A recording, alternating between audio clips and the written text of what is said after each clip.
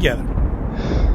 Ladies, gentlemen, boys and girls, children of all ages, welcome to episode 109 of Nintendo Talk. I am Bobby, the Nintendo Guru, joined by the most handsome man in all the land, Mr. Patrick McNamara, Mr. NintenTalk himself. Hello, Bobby. Hello, Governor. We got a spicy one today. Oh, boy. A spicy one what? Show or topics? Yeah, we got a spicy show. Both? Listen, just news flash, okay? Maybe I should text you my address. So if I happen to go down from a heart attack, you can immediately call 911 and say, go here, go here. I got to keep, listen, my ticker's not what it used to be. It's not like it was over on playing Nintendo, okay? I try my best to push you over that limit. Oh, you know? man. You're gonna say that one day, and it's gonna happen, and you're gonna be like, "Oh my god, I just killed Bobby. What just happened?" And you're gonna feel like a real jerk, Patrick. Yes. Let's kick this episode off like we do each and every episode with our Geek Outs. Geek Outs. This week, I don't have anything physical, okay, but I have a eShop game that I picked up. I think actually you would like it. Mm-hmm. Super Blood Hockey. Oh yeah, I got that. That's good. Oh That's yeah, good, man.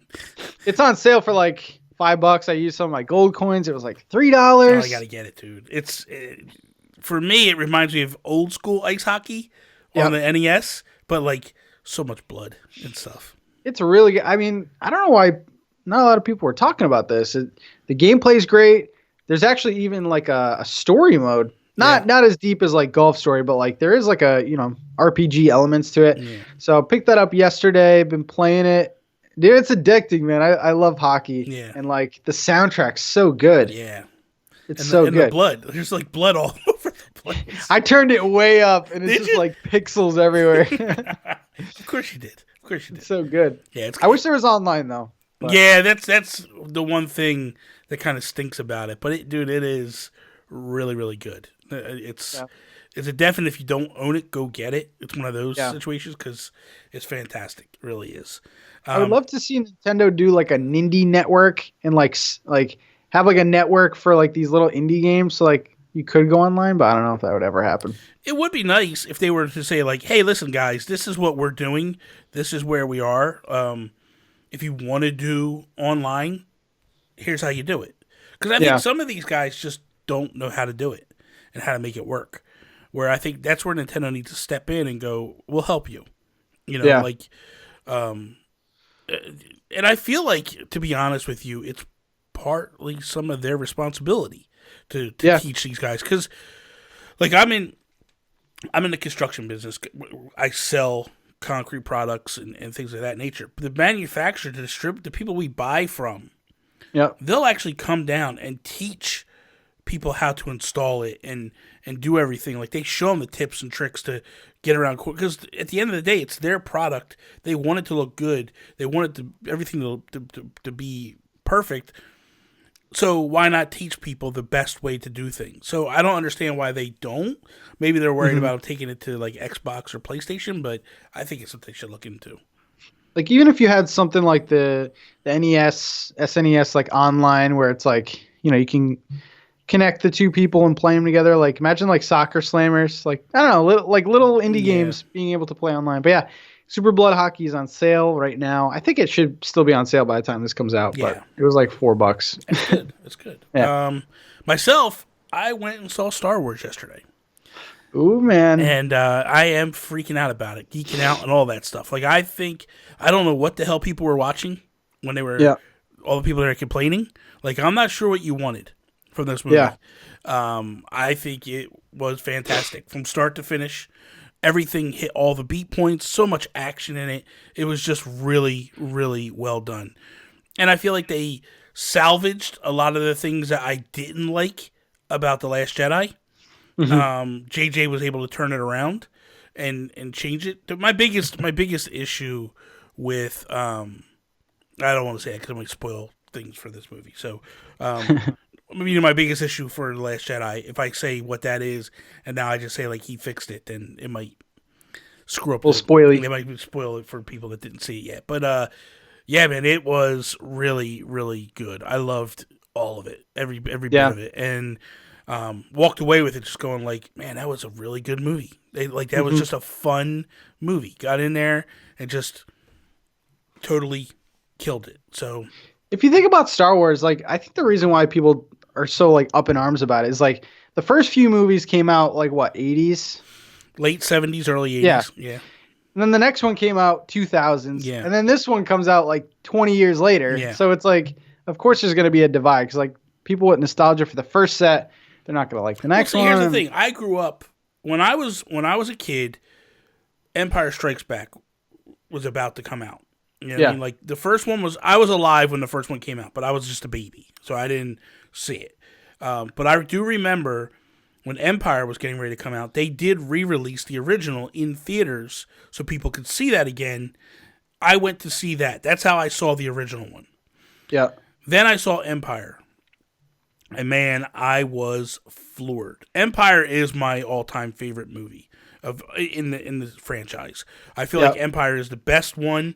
And it holds up to probably be one of the best movies of all time. Like, it just overall is so impactful and good. This one actually moves to number 2 on my list. Wow.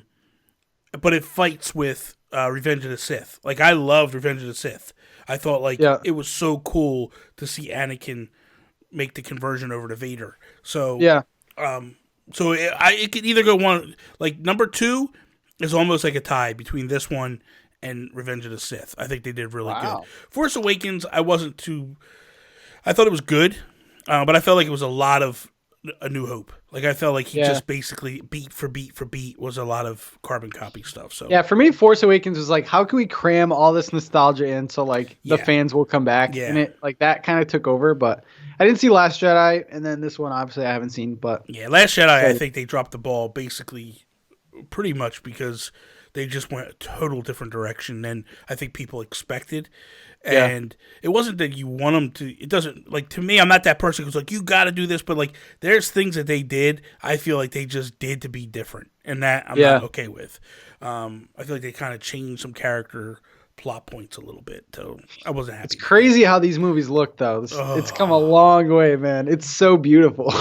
Dude, I'll even go as far as this, like, you know, I mean, Princess Leia is in the movie, but Carrie Fisher died. You can't even tell. Like, if you didn't know that she died, you would think that's her.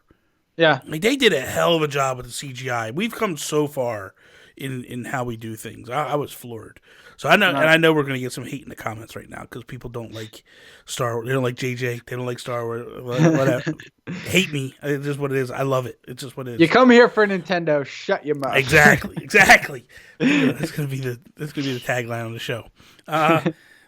First news. Well, we have a news topic, then a hot take we're going to basically discuss. But the news topic is how will Nintendo deal with PS5 and Xbox X Series X when it launches? This is an IGN article. Ryan McCaffrey did the article. I respect Ryan McCaffrey so much in what he does.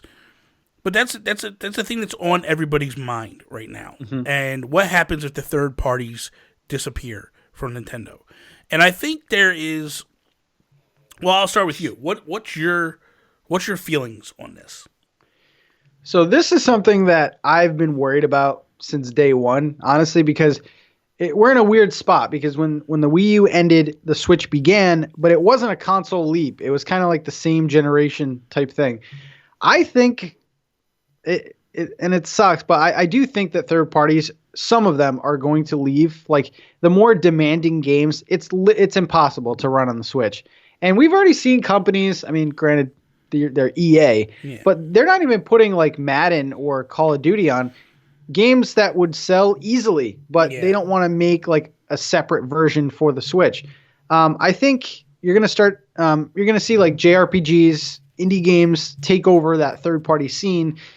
And, you know, what other developers want to put on, like Doom Eternal, and like the developers that'll go out there and like try new things and stuff will appear on the Switch. And then next year we have the 64 gigabyte cartridges coming out. So I think you will get third party games, and I'm constantly surprised. Witcher 3, like things like that, like The Show is coming over. So you will get third parties, but you will miss out on games too, which is unfortunate. But So this is what I did. This is a real quick list I put together. Yeah. I went through the Nintendo website and just pulled third parties in. Now, I don't consider a third party if it's published by Nintendo.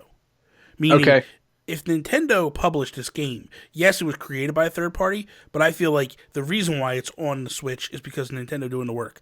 One of those games is the Dragon Quest series. Yes. So Dragon Quest 11, Dragon Quest Builders, those games are, yes, they're made by Square Enix, but Nintendo is the one that published those, which means Nintendo paid for all of that to get it over on the Switch. The developers, like Nintendo funded that port, essentially. So when I look through the list, though, I look at Witcher 3, Overwatch, Spyro, Wolfenstein, Doom, God Eater 3, Mortal Kombat 11, No More Heroes 3, which isn't out yet, but it's coming, Diablo 3, 2K Basketball, which is there's a couple games on that, Civilization 6, Dark Souls, Valkyria Chronicles 4, Dragon Ball Fighter Z, the Capcom ports, which is a bunch of old games that are basically all mishmash and stuff, like the Resident Evil game stuff. South Park, there's 2 South Park games on there. Skyrim, LA Noire, and Mario Rabbids, right? Now, there's probably a couple more that I missed or whatever, but when I look at this list, right, that I just read off, I only own 6 of those games on that list. When you look at that list, you got to think, it is such a small fraction of the amount of games that are on the Switch. Third parties aren't necessarily coming as we expected them to. They do come, but I think we've kind of been living in this bubble and this belief that like Nintendo is so heavily backed by third parties. We get a few third parties that make us go, "Oh my god, this is amazing." Witcher 3, Overwatch, the Doom games, Wolfenstein, Mortal Kombat 11. But after those games that I just listed, nothing else on this list makes you go like, well, I'm surprised that's on there. I mean, is anybody surprised that Spyro is on the Switch? No. I mean, is anybody surprised that, like, Diablo 3 is on the Switch? Is anybody surprised that, Valkyria Chronicles 4 is on there? Or Dragon Ball Fighter Z? Or any of the Capcom ports? Yeah. Anybody surprised that South Park is on the Switch? I mean, other than the content is in South Park, but that game should have been able to run on a Wii U, honestly. Is anybody surprised that Skyrim is on the Switch?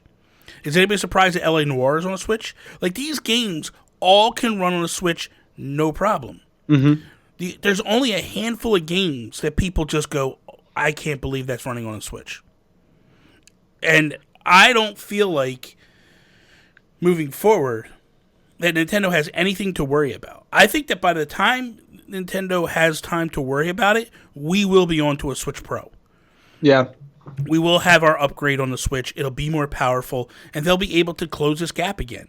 And I don't even think that people, as crazy as this is going to be for me to say this, I don't even think that developers and Nintendo has hit the tip of the iceberg of what the Switch can do. Oh, yeah. Like, you look at the games that are hitting the Switch that just blow me away that are on there. And, like, you look at, like, Breath of the Wild, and you look at Mario Odyssey, and you look at Mario Kart, and you look at, then you go to, like, Witcher 3 and Overwatch, and, like, people bagged on Witcher 3, but I don't think it's bad at all. I think it runs smooth. You have a couple hiccups here and there, but, like, it's got voice acting built into the game like crazy.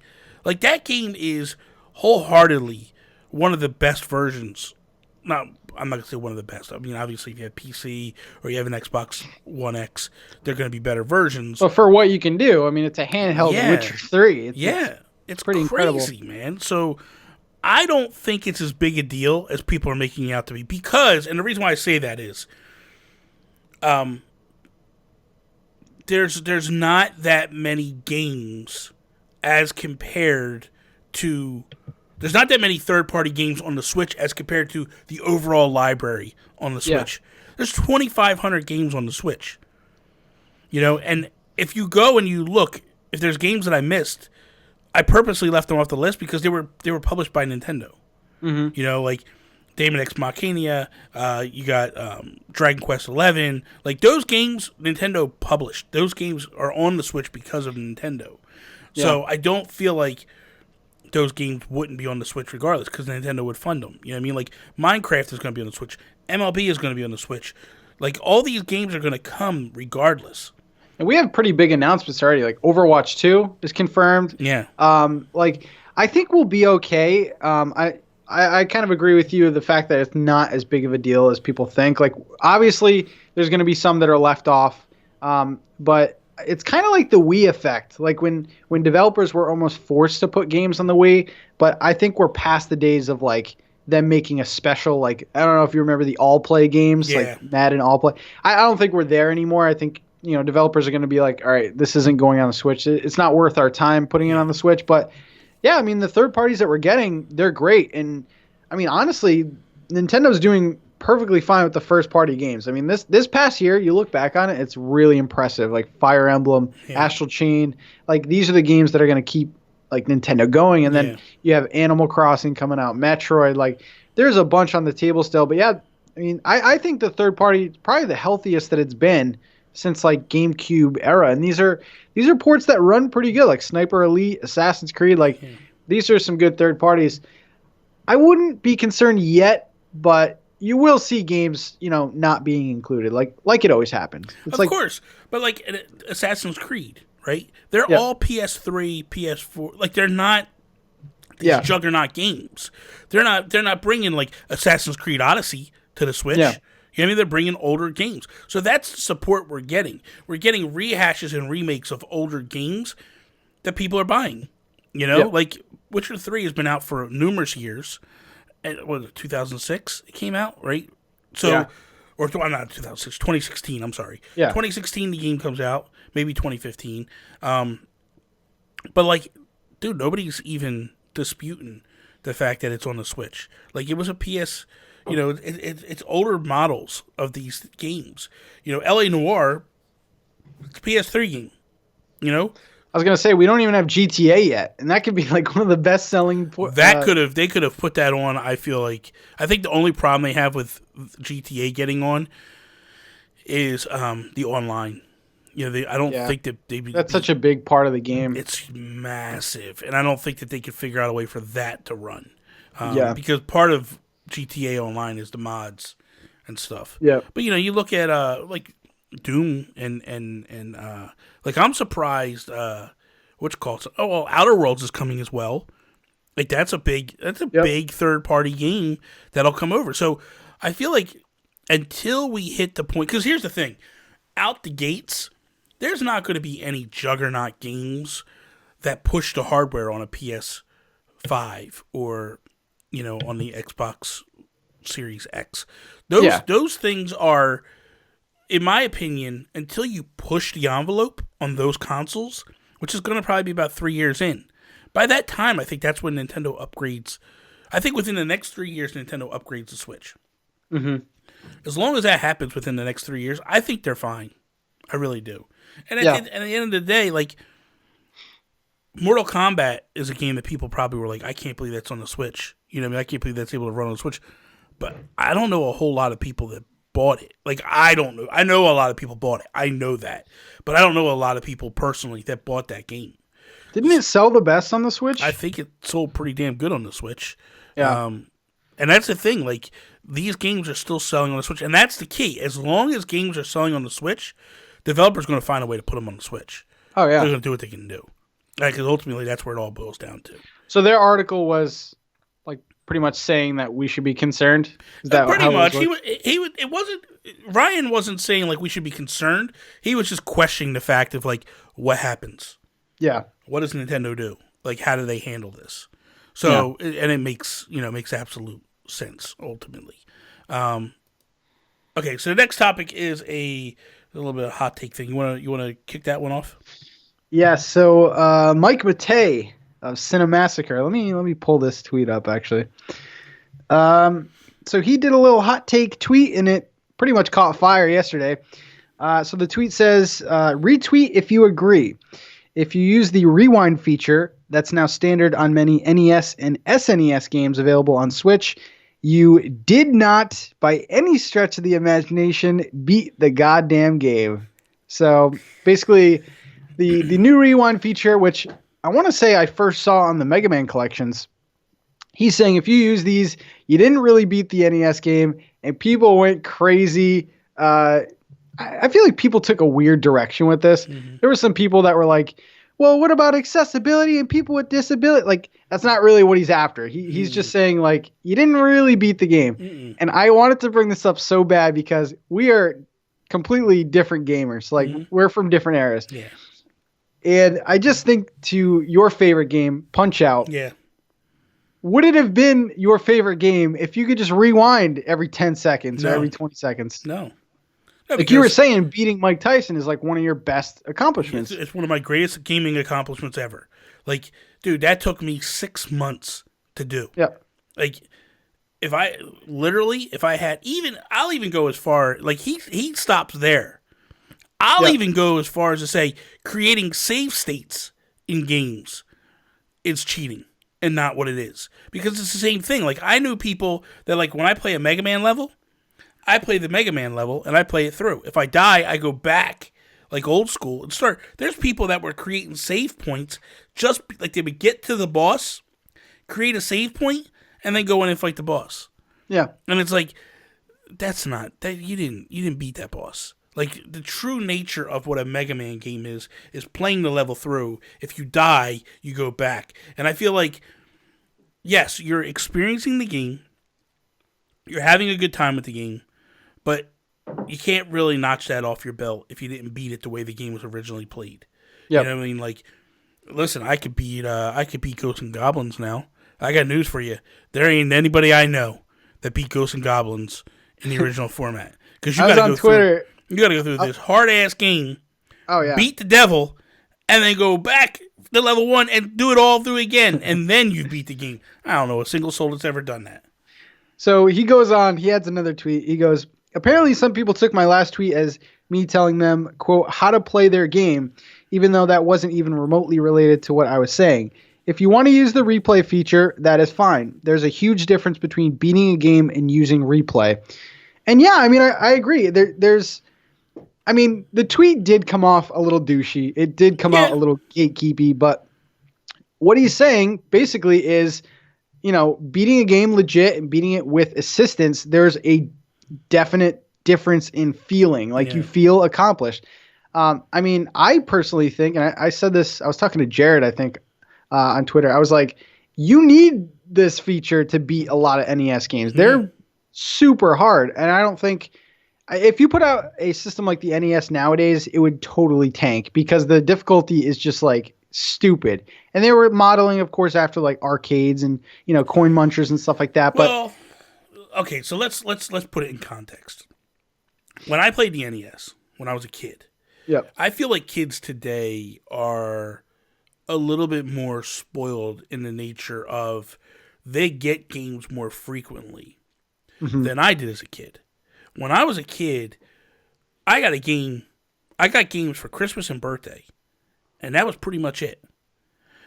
Maybe I would get games if I got a good report card.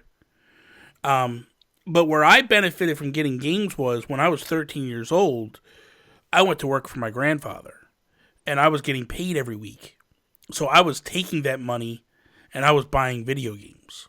Mm-hmm. So, and then when I was 14 and 15, I worked for my grandfather during the summer times as well. Same thing. So I was buying games, but that's where my games came from. I didn't have the luxury. My parents, the only time they would buy me games were Christmas, birthday. And by the way, my birthday's 2 weeks after Christmas. So I basically I got games basically one time a year. Mm-hmm. And then if I graduated school, I got one game in the summertime. But that was it. It wasn't like I was swimming in games. So that being said, you played games over and over and over. And when you would spend more time trying to figure out and beat games. I feel like games today are super hand-holdy compared to when I was a kid. Like the original Legend of Zelda, the game is so hard because they don't tell you nothing. They drop you off, give you a cave, give you a sword, go figure it out. That game took me and my cousins like a year and a half to beat. where we would just like draw maps and try to figure stuff out and try to remember where dungeons were and all that stuff. Like, because you weren't getting games all the time, you played what you had. And that's just basically what it was. Nowadays, like I said, I feel like kids, and spoiled's a bad word for it, but I don't know really another word to put in there. But kids are giving games more often nowadays than they were when I was a kid. So it makes it a little bit different in a spectrum of things. So that being said, when you got a hard game like Mike Tyson's Punch-Out, that's all you played. Because that's all you had. You didn't have anything else. And then when you did get a new game 6 months later or whatever, then you played the hell out of that one, you know? So I think it's also, that's a relatively thing. But I feel like when I look back at the original Super Mario Brothers, right? Super hard game. When I look back at Super Mario Bros. 2, when I look back at Super Mario Bros. 3, these weren't games that we beat in a weekend. I beat Odyssey in a weekend. You don't do that. 5 hours. Yeah, 6 hours. You didn't do that back then because A, the games were harder, and B, it was just like you had time to play them, but it was also like go outside and play. You know what I mean? Like the era was different than it is nowadays.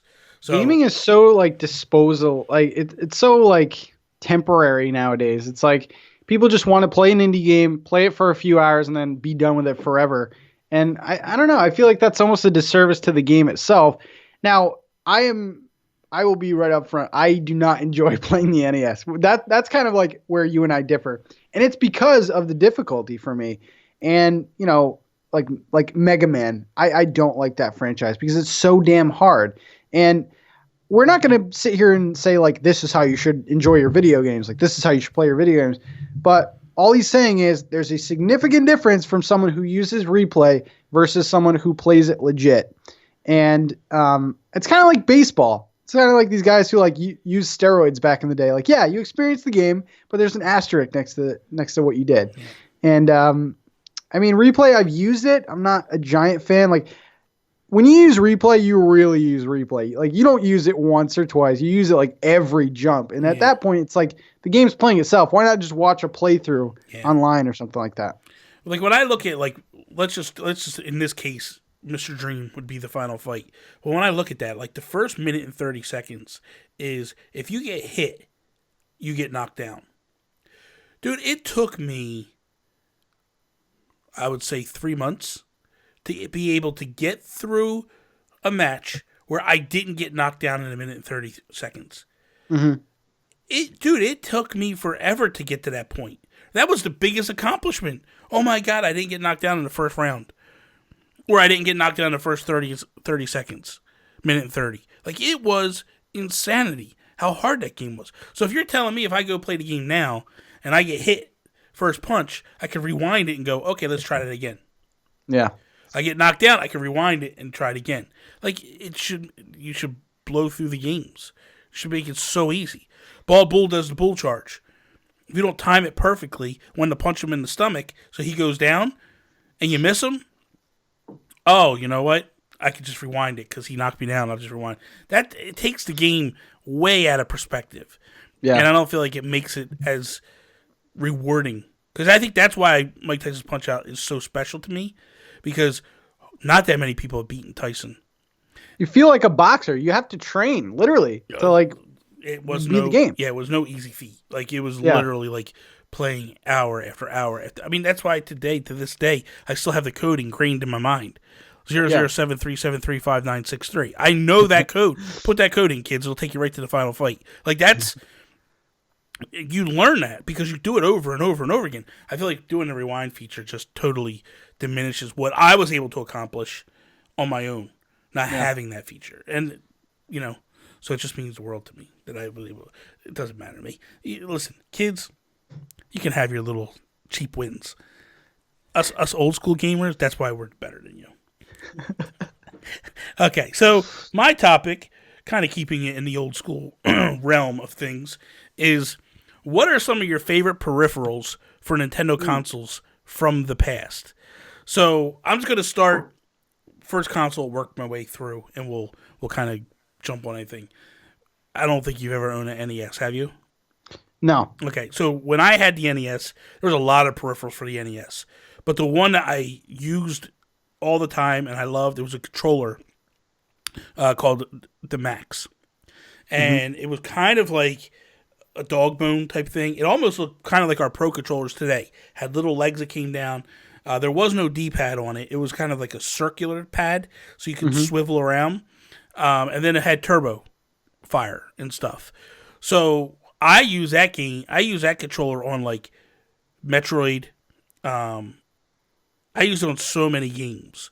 The reason why I use it on Metroid is because when you shrunk into a ball, you could use the bomb to bomb your way up.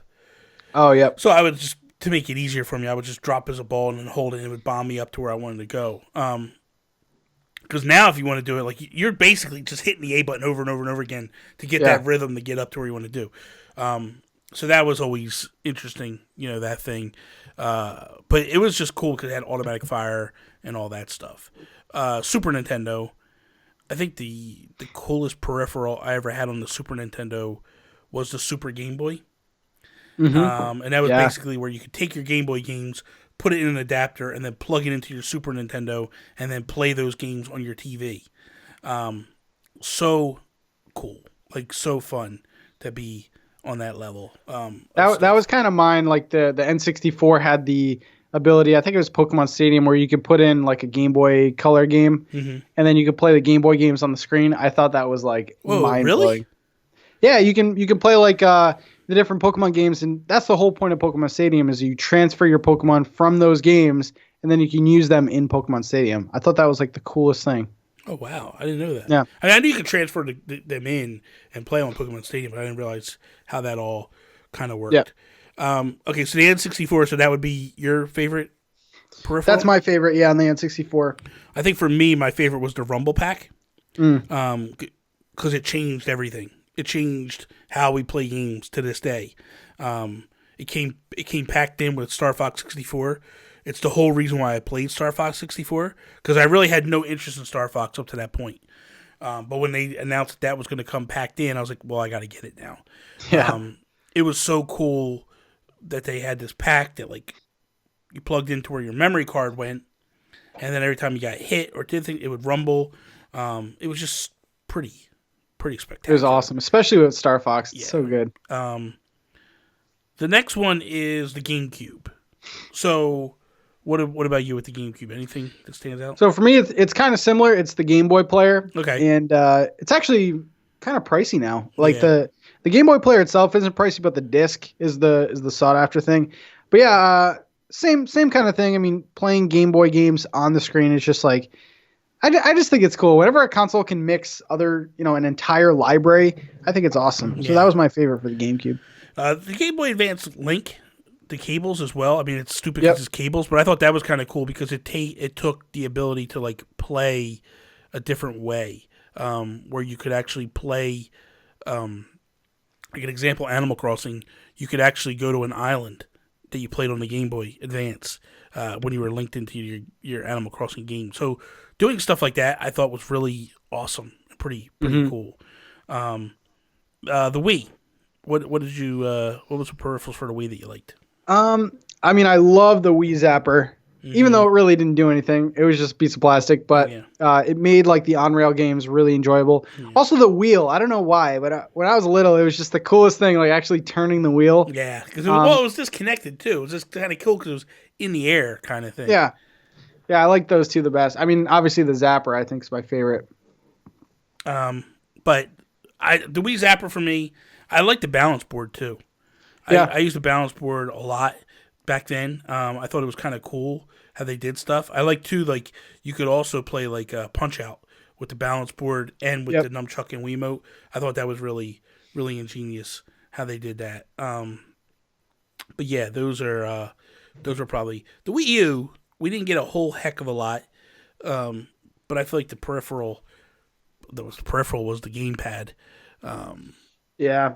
I mean, was there anything else? If we're counting that, I mean, well, they had the, they also had the pad like for Wii Fit and stuff. Yeah. They had the stepometer thing. Oh yeah. It came with the balance board. Yeah, but I was just thinking about this the other day. I mean, the gamepad is so ingenious, and there were some games that really really impressed me, um, like Nintendo Land. The fact that that Ghost mini game, where Yeah. that's like awesome couch co-op. Like that's awesome. Like someone is hidden on the thing, and then um, yeah, I'll I tell you love the right now, with the gamepad, man. gamepad, to me, it's a shame that Rayman Legends got delayed at launch, Yes. because that game played on the Wii U is the Hmm. best way to play that game. Yep. There is stuff that you do on the gamepad that is so hard to do, not with the gamepad missing. Like, I Hmm. play that game on the Switch, and even though it's a great game, it's fantastic. Boy, there's some tough moments that are like, this would be so much easier if I had the gamepad here, because Yeah. you like, there's a part where you're like swirling the wheel, or on the screen you're like swirling, and it's like moving the wheel, and it's adjusting things in the game where it's like raising bars and lowering bar, like just some really cool stuff that they were planning to do. And then I think when Zombie U didn't sell well, it That's kind the game of I think of changed. when I think of the gamepad. Yeah, it kind of, when Zombie U didn't sell well, Ubisoft kind of changed direction on things. Yeah. There was also, I totally think that because of that backpedal by Ubisoft, it pulled Rayman out of Smash. Yeah. Because there is a trophy in Smash for Rayman, and it's real weird. Why would you have this Rayman trophy in Smash if the character's not in Smash? Yep. And I think he was intended on going, and I think that when all that stuff went down, they pulled the exclusivity off of Rayman. It made Nintendo backpedal on putting Hmm. him in Smash, because it's just weird. There's just no other just random trophies in like, every character or everything is attached to something in the Smash game. Right? I mean, like, there's assist trophies for characters that are you know, not big a deal. Like in F-Zero, as an example. There's other Yep. racers that have assist trophies and trophies in the trophy case.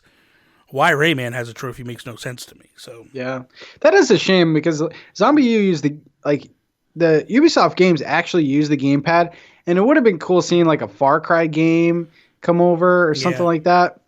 But yeah, Zombie U is like ingenious. The fact that you have to go into your inventory while the game's still happening, and you're just like looking at like I yeah, think the Wii U is like one of the most unique gaming experiences of all time. Like yeah. it has to be. Well, let me ask you a question. Did you play Breath of the Wild on the Wii U? No, Because my but understanding is, because I know a couple guys that did play it on the Wii yeah, U, and their belief is that it's better on the Wii U than it is on the Switch yeah. because of the gamepad. Because you have the I map in look your hands and all that stuff. I was looking it up though, and I don't know if there's any functionality though. I don't know. I'll have to look it up. I thought the But I know map the was in your Wind Waker hands. does. I thought the map was in your hands. I don't know. If that's the case, I might pick that version up to be I honest. have that version. I might actually. I have my. Yeah. I actually have my Wii U in the dining room, Yeah. getting ready to hook it up. Oh yeah? Yeah, I'm thinking about hooking it up back here and streaming some stuff. Um, I know the Wind Waker did that, and that was cool. You could like manage yeah, your inventory and stuff. But yeah. Yeah, let me know because that'd be cool. yeah. Final topic, Pat. What do you got for us? Yeah, so this is a kind of another random one I thought I'd bring up, but I wanted to kind of talk about the future of limited run super rare. There's a bunch of these limited quantity games, Mm-hmm. and I wanted to just bring up the conversation. Are these going to be collectible? What kind of value will they have in the future? Part of this came up, and I'll give a shout out. It was Reserved Investments on YouTube. He talks a lot about collectability, and the reason why he's getting a little popular is because he's been shout out by like Pat the NES Punk and stuff. He's been talking about like video game stuff, and he says that the reason why he believes these won't be collectible, and the reason why is because they're not organically collectible. Like you have a feeling, or I mean, it's in the name. It's a limited print, so you're having people go out keeping these games sealed. Whereas a game like Stadium Events, nobody knew this was going to be coveted. So Yeah. like that's why it became so valuable. And some of the other NES games that are like so valuable now. So I personally think that they'll probably double in value, but if you take into account like the value of $1 in like 30, 40 years, it's not really going to be the big jump that people are seeing. Basically, you can't retire. I don't think you'll be able to retire with these kind of games. I don't know what you think. I think what these games are, and I think what people have to recognize they are, is the ability for people that have not had a chance to play indie games to get them in their hands. They are not getting like a Mario Kart or anything like that. Like that's being published by Nintendo. Nintendo's taking care of their own stuff. Third-party games, Mario Rabbids, Doom, those games are all going physically as well. This is just a way for indie games to get the opportunity to get a little bit of limelight. Mm-hmm. Because they've always been stuck in the world of like, we're just going to just basically put it on the digital realm and that's it. I agree and I disagree with him. Because I think where you're going to have the ability or where things are going to have some value is the stuff that they're putting in the games. I think that like if as time goes on, if people don't have a complete inbox with the actual extras, that's where they'll lose some stuff. But the fact that why I feel like they're going to be more of value is because they do more to them than the big companies do. Meaning, like, you get an instruction booklet, or you get a poster, or you get a key ring, or you get cards or stickers. Like, those types of things, I think, will be where the value is in them. Yep. Because you can only get those things by owning the game.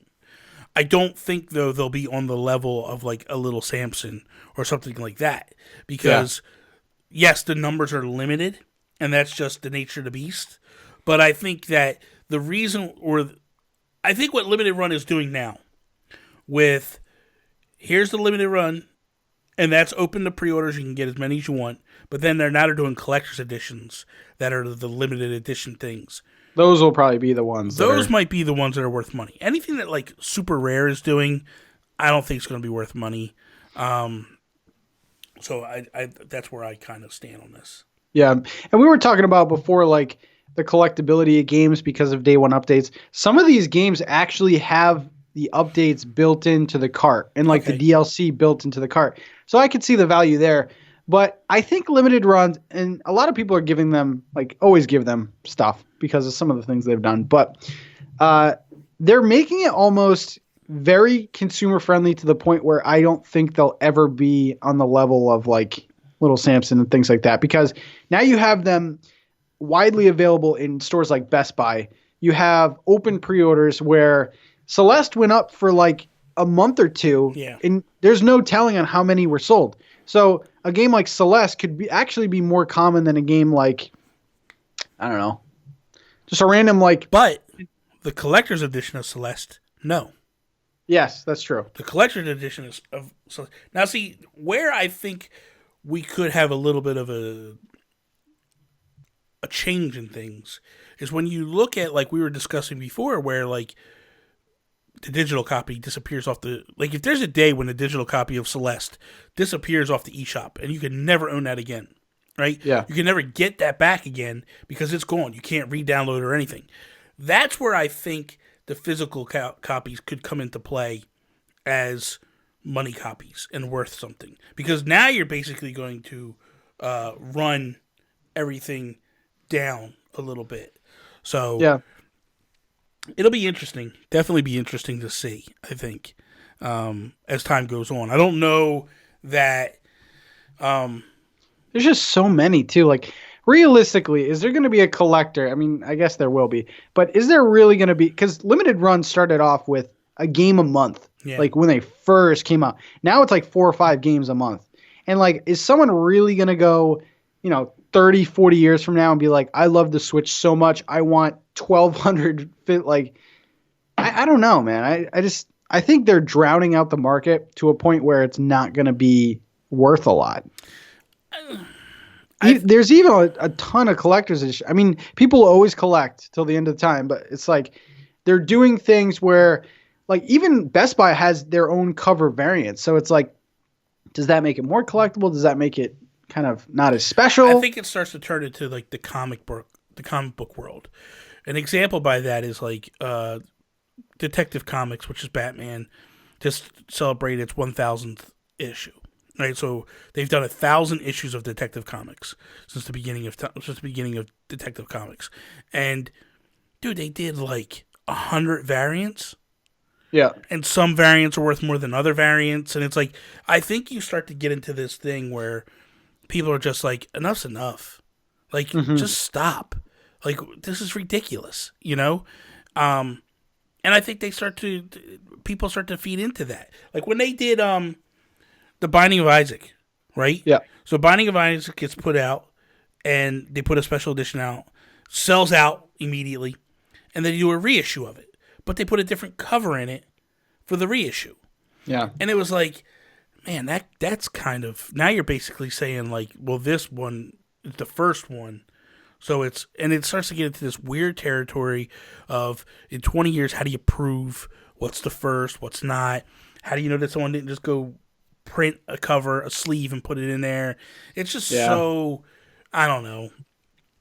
I just don't think that video games in general in 20, 30 years will hold the value as they did back when I was younger. Because, like you said, there's a true loss of games, for lack of a better word, where like, you know, where these games are just like, there's so many put out. And I think the other thing too is, the other thing that makes collecting so difficult from back when I was a kid to now is they're in plastic covers now. Yep. And it's easier to maintain that game than it was when I was a kid. Than just a cart. Yeah, well, not just a cart, a cardboard box. Yeah. Like a complete in-box now compared to a complete in-box back then, totally night and day. Mm-hmm. You know, to find a game that's actually pristine and in great shape is such a rarity. I don't know how people do it. Like N64, like I don't know how these people go out and collect these like mint cardboard boxes. I'll never get it. I'll tell you right now, this is the crazy thing. I have on my shelf up above me Mother 2 and Mother 3 from Japan, complete in box, both of them. Damn. Right? The boxes pristine. In Japan, these people take care of their stuff. Yeah. United States, we were little animals. We just would step on the boxes. Like, you look at some of these boxes, like, dude, what did you do to this thing? Yep. And then I look at those two boxes up there, and I'm like, how in the heck did they keep these so nice? Craziness. Yep. I don't know. So, that is all. Thank you guys for listening to another episode. Episode 109 of Nintendo Talk is now in those ear holes. We appreciate the support and the love, and we hope that you guys are enjoying what we're doing here over on Pat's channel, Nintendo Talk, and on my channel, Nintendo Guru. Please support us, follow us, give us a like, share our content. Please subscribe to both channels if you can. Go over there, hit us up on iTunes, hit us a nice 5-star review if you could do that as well. You can follow everything that Pat is doing on the interwebs over at, man, what the hell am I doing? Spit it out. Over on Twitter, at NintenTalk. Follow his YouTube channel, youtube.com/NintenTalk. You can follow me, Instagram, Twitter, at Nintendo Gurus, also on Twitch. That is all. Peace out, Preston. See you next year. That's right. Next year.